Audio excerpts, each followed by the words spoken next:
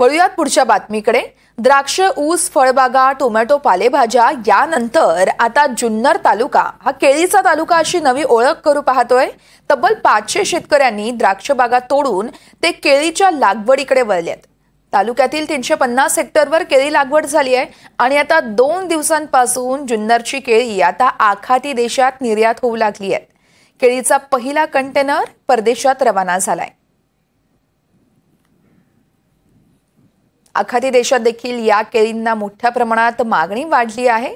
त्यामुळे त्या जळगाव नंतर जुन्नर मधली केळी देखील खरं तर सर्वांच्याच आकर्षणाचा केंद्र ठरतात आणि या संदर्भात आमचे प्रतिनिधी अविनाश पवार यांनी शेतकऱ्यांसोबत बातचीत केली आहे, ते आपण पाहूया।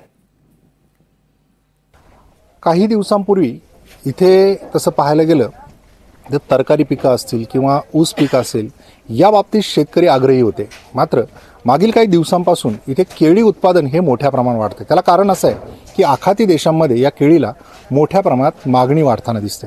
त्याच्यामुळेच इथूनच जवळ असणाऱ्या वारोळवाडीमधून एक कंटेनर यापूर्वीच इराककडे रवाना झालेला आहे आणि आता इतर शेतकऱ्यांच्या शेतातली ही केळी देखील आता आखाती देशाकडे रवाना होते। ह्या मागणीचा शेतकऱ्यांना कशा पद्धतीने फायदा होतोय आणि एकूणच हे केळी उत्पादनाकडे शेतकरी कसे वळतायत आपण थोडक्यात त्यांच्याशी बातचीत करून जाणून घेणार आहोत। तुम्ही केळी उत्पादनासाठी कधी लागवड केली आणि एकूणच आता केळीच्या उत्पादनासाठी तुम्हाला खर्च किती येतोय आणि निर्यातीचा तुम्हाला कशा पद्धतीने फायदा होणार? आम्ही केळी ही 23 फेब्रुवारी 2024ला लावलेली आहे। तर ही केळी जर एक्सपोर्ट झाली तर आमची जरा थोडी लेट झाल्यामुळे जर थोडासा प्रॉब्लेम आला, नाही तर आमच्या मित्रांची वगैरे जी एक्सपोर्ट झाली ना त्यांचे चांगल्यापैकी पैसे आले। म्हणजे शेतकरी समाधानी भाऊ एक्सपोर्ट केळी जर झाल्यावर। पण आता जर थोडे रेट डाऊन आहे, पण तरी बरं आहे काय एवढं असं म्हणजे ना। आमचा साधारणपणे एकरी 2 लाख रुपये खर्च झालेला आहे। तर आम्हाला आता एकरी 3-3.5 लाख रुपये होतील अशी अपेक्षा आहे।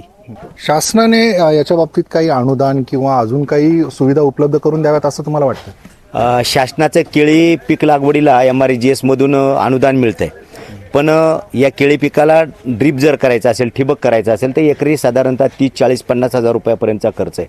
आणि गेल्या 2 वर्षामध्ये मला वाटतं एकाही शेतकऱ्याला कोणत्याही प्रकारच्या ठिबकची सबसिडी मिळाली नाही। माझी सरकारला आपल्या माध्यमातून शासनाला विनंती आहे की शेतकऱ्यांना मेहनतीनं तो शेती करतोय आणि बाजारभाव त्याच्या हातात नाही, अशा परिस्थितीमध्ये तो फेस करत असताना त्याचे जे ठिबकच्या अनुदानाचे पैसे आहेत किंवा त्या अनुदान आहे हे तातडीनं मिळालं पाहिजे अशी आमची सगळ्यांची अपेक्षा आहे। तर अशा पद्धतीने शेतकरी हा उपक्रमशील असतो, आपल्या शेतामध्ये वेगवेगळे नवनवीन प्रयोग करत असतो आणि विशेषतः पुणे जिल्ह्यातला हा जुन्नर तालुका शेतीप्रधान आहे आणि त्याच्यामध्ये आता ह्या केळीची मागणी ओळखून शेतकऱ्यांनी आपल्या शेतामध्ये या केळी पिकाला प्राधान्य दिलेलं आहे। मात्र शासनाने देखील त्यांच्या या मागण्यांकडे लक्ष देऊन त्यांच्या या प्रयोगाला हातभार लावण्याची गरज आहे। अविनाश पवार, NDTV मराठी, नारायणगाव, पुणे।